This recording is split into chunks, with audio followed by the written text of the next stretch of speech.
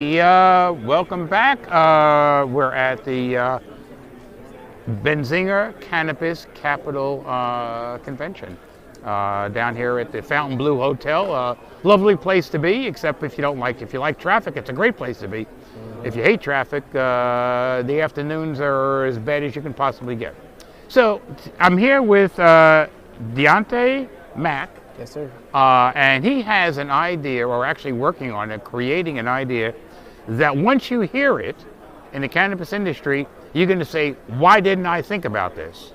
And it's great. It's called Cannabis Vacation Vibes. Welcome. Yeah. Welcome to the show. Thank you for having me. And so, when you talk about capital investment, you have people here that are looking for investors, looking for partners to be able to expand their business. And we have one with us. And let him tell the story, because if I tell it, it won't be impactful as much as he's telling it.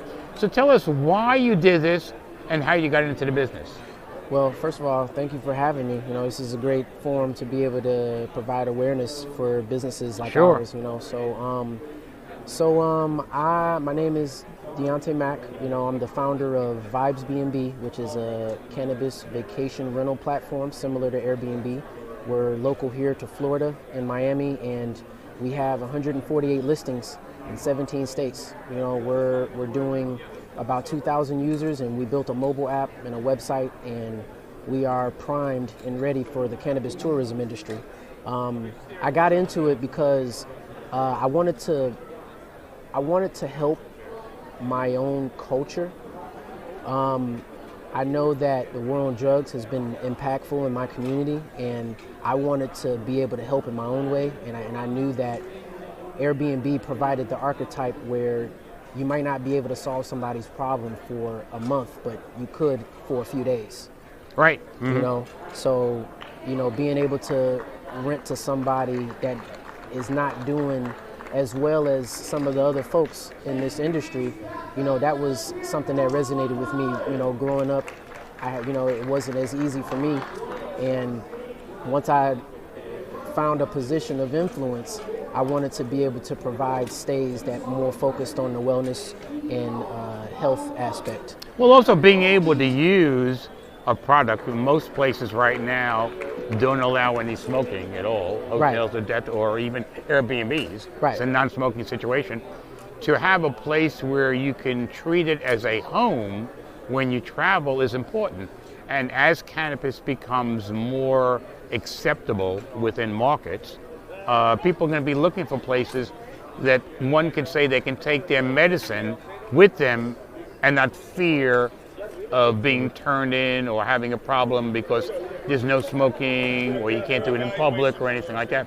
That's your home, so you were able to do it there. Exactly. In 2016, when Florida introduced their medical marijuana bill, in the fine print it said, you can only consume in private. So having a private home kind of lets the idea of a cannabis Airbnb platform come to life a little bit.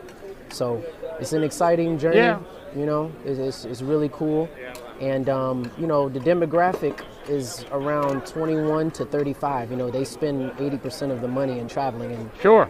Where else than beautiful city of Miami, where, you want to launch like a product. So you say it had a lot of listings. You have listings outside of Miami too? Yeah, so we're in Miami, we're in Atlanta, we're in New York, we're in California, Vegas, New Jersey, Washington, D.C., in Texas. We have hosts, right? There's hosts and the guests. So we have a lot of people that are interested in the concept, right? We're not active in those states. Right. Mm-hmm. But they're like, hey, I like this cannabis hospitality concept.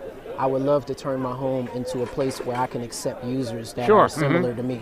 Mm-hmm. I think the best thing about Vibesbnb is like you get to have a similar interest with someone. Right. Mm-hmm. And there's a social networking effect. Well, that's great. I mean, that is important as you travel, that there is an alternative out there to be able to feel more comfortable and not be looked at a little strange when you're using. And I think having that type of atmosphere is wonderful. and really helping a great segment of the population. Absolutely. I was reading an article yesterday where they said hotels have lost 21 billion in revenue over the last since the pandemic. And I look at those statistics and I say that archetypes like the B&B is changing up how people travel. Sure. People are wanting more experience more than paying high prices. $500-600 a night is kind of like not the best option anymore when your local B&B is $125 a night down the street. Right. I've heard, I know a lot of people who only travel through Airbnb. They don't even think about using a hotel. Digital nomads. That's the new way of, work from home. One of the most common questions I get is, do you have a high-speed internet connection? Right, yeah, which is important for a lot of people, right? Most people want to work from home now. They want accessible, and then they want to save their money so that they can use that to enjoy the city, order their button. Right. So as you expand your network, one of the things that you're looking for is not only investment capital to expand your own, but looking for people, I assume, in other cities that are willing to join the network, contact you to say, I would like to be part of this network. You get them into your system, and now you open up more availability for people in either the same cities or other cities. Exactly. So in those states that we're in right now, normally people reach out to us through Instagram, Vibesbnb, and they read about it from searching 420 friendly Airbnb. Our SEO is focused around that term, and they understand the concept already. Most of the hosts that we have are previous super hosts on Airbnb, either that have left the platform or want to focus on a more curated experience instead of just listing a rental. Right. Do you find people that are maybe on both platforms? Oh yeah. Yeah. So sure. a lot of the current hosts that we have now, like I'm the co-lead of a group chat down here with 250 Airbnb super hosts here. Oh really? Interesting. So I have a good following here that allows me to bring the idea to life. But they're all super hosts on Airbnb. So today, you've been here, I guess, for a couple of days? Yeah, and this is my third day. Any success in talking with some of the people here? Have some interest? Because this is a brand new concept, and sometimes companies don't like brand new concepts. Yeah. But it sounds like something that could be a future business for people who are traveling. Absolutely, and that's how I positioned it. One of the greatest things I was able to do here is I was able to talk to Kim Rivers. Really? Truly Very nice. CEO. Yeah, that was Kim is a good friend.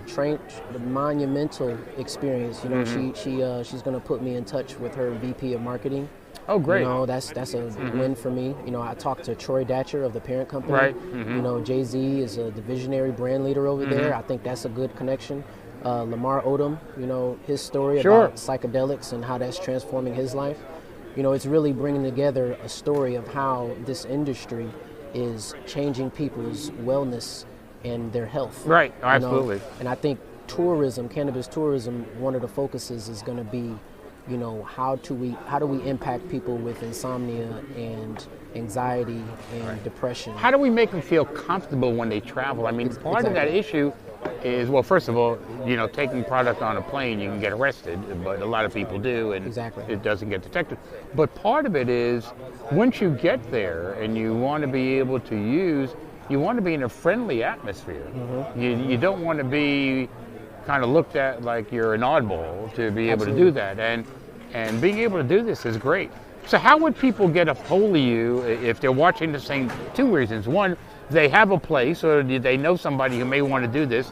And two, maybe they want to book something in Washington, D.C. So how would they get a hold of you? So you can get a hold of us at following us on Instagram, Vibesbnb, or downloading our mobile app. We're live on Apple Play and Google Play Store, Vibesbnb. You can create an account, list with us. You can find a stay in any city, those 17 states that I mentioned earlier, and reach out to us. We're in such a new industry right now with all of the states legalizing from the previous years that, just to go back to your question from before, people are seeing the inclusion of cannabis into the industry. So although it's new, everybody's opening up their pockets to new businesses and new brands because we're a new industry. And it says I think by 2025 the cannabis industry was going to be worth somewhere over 40 billion. Oh, absolutely. So we're poised for growth, and we're ready to meet the demand and build what our customers need. As I tell people, this to me is, and you have to be old enough to realize this, which you're not. Yeah. But this is kind of like the tech industry. Exactly. Very few people don't remember that you didn't always carry around the cell phone with you. Absolutely. I go back to days of I was very impressed when I had a beeper. Right. So things change, and sometimes you have to be on the leading edge to be successful. And this sounds like a leading edge service and product that you've developed, and that's great. So it's a special thing about being a young entrepreneur. I offer a different insight. Sure. I grew up in the digital age. I'm very savvy with the technology, and I think baby boomers and the older generation, they have something to learn from us, just like we have something to learn from them. Well, think about it. Would anyone ever book an Airbnb 30 years ago? No. Yeah. Even if you had the ability, you wouldn't have done it. The whole concept of staying with somebody was foreign. Just right, like exactly right. Just like Uber, it was a foreign right. concept to get in a stranger's car, and now we literally book rides. That's right. Like putting the taxis out of business. So literally. Yeah. So I hope to just be a part of the learning experience. I have a lot to learn. I haven't seen too many young CEOs, so right. I'm trying to really focus on my education and being in a position to where I can help my team. Well, sometimes getting the right investment group can take you to that next level too. Absolutely. That's why I'm looking at Troy. Troy Datcher, I need his help, and we're trying to get to a place where we can build an authentic brand and focus on passionate people who want to be a part of an experience. Yeah, definitely a need from both ends, from putting your property up and basically users. So again, I wanted to thank you for stopping by today. Thank you for having me. It's been great. And awesome. How do people get hold of you again? So you can follow me on Instagram at Deon_Mack. That's my personal Instagram. If you want to follow the company, you can go to Vibesbnb, Vibesbnb. You can visit our website, vibesbnb.com, or download the mobile app, and you'll be able to find more information about us. Great. Thanks for stopping by, and good luck, and we'll see you at the next show, and hopefully you'll be bigger and better. Yes, sir. Shout out to Benzinga. Thanks for throwing an amazing show. This was the one of the greatest experiences I've ever had. I'm proud to be in this space, and I look forward to my next 30 years. And following that, I have to tell you that I was here a couple of years ago, or right before actually. Benzinga was the last event that I went to before the pandemic hit. Really? And it was good at that time. Now it's great. It's wonderful. Yeah, it's we're in a special time right now. Right. I'm glad to be here. Great. Thank you much for stopping by. Yeah, for sure.